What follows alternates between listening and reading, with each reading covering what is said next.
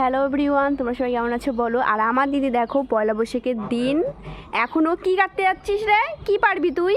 আমি এখন আমাদের একটা গাছ হয়েছে ছোট্ট, ওই ছোট্ট গাছে একটা ছোট্ট ইঁচড় ধরেছে, তো আজকে ভাবছে যে ইঁচড়টা ও পেরে ইঁচড় চিংড়ি করবে। তা ইঁচড়টা কাট দেখি কেমন পারিস। চলো আসো।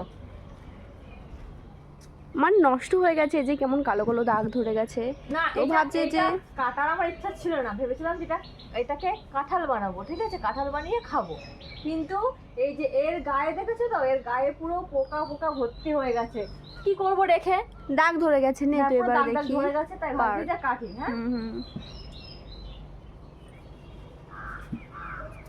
তো ইঁচড় চিংড়ি কে কে খাবে তো চলে আসতে পারো আজকে পাল দিদিদের বাড়ি, তোমরা সবাই চলে এসো। দিকটা ভালো, আর এই দিকটা দেখো কি অবস্থায়। আমার সত্যি, আমি প্রথম গাছের ফল তো, আমার ইচ্ছা ছিল না কাটার, আমি ভাবছিলাম যে দেখবো কাঁঠালটা কেমন হয় খেতে। তো কিছু করার নেই গাইস, এই যে বাধ্য হলাম এঁচড়টা কাটতে।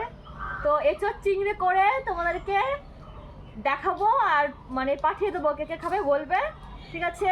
তো টাটা, বাই বাই।